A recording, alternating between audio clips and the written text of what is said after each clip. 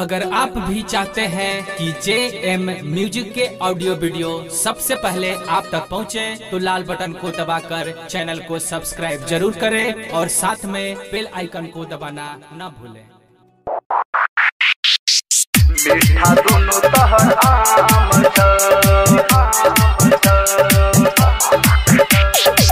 तोला तो खाना है ये छौरी मीठा दोनों तहर आम सुन ग छौरी बाजार बहली सुन ग छौरी बाजार बहली सुन ग छौरी बाजार बहली तोर दुकान में लेबो खाली बोल हौले हौले गे तोरा दुकान में है गे छौरी मीठा दोनों तहर आम छ तोरा दुकान में है गे छौरी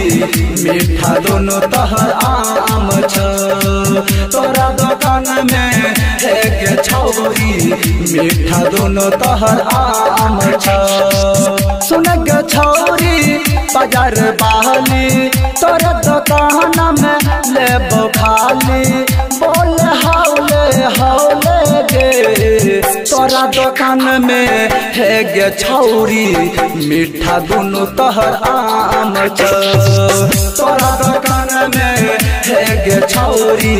मीठा दोनों तहर आम छ तोरा दुकान में है गे छौरी मीठा दोनों तहर आम छ मीठा दोनों तहर आम मीठा दोनों तहर आम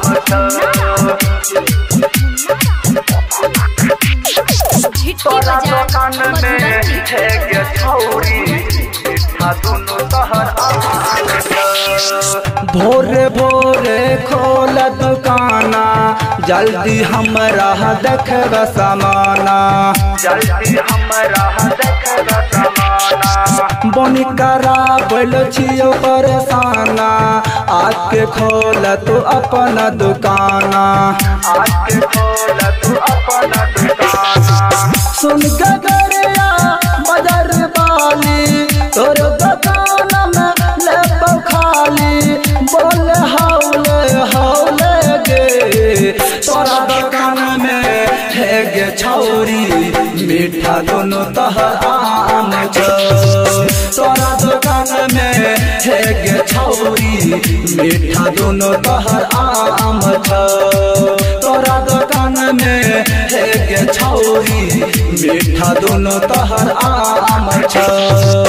मीठा दोनों तहर आम मीठा दोनों तहर आम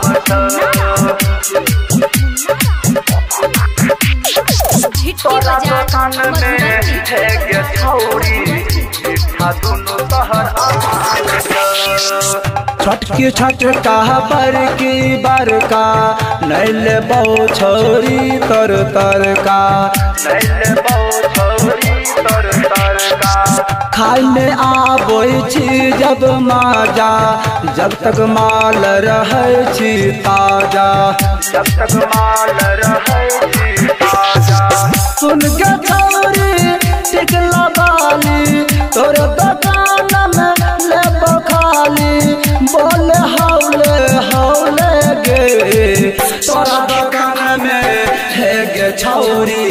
मीठा दोनों तहर आम छ तोरा दुकान में है गे छौरी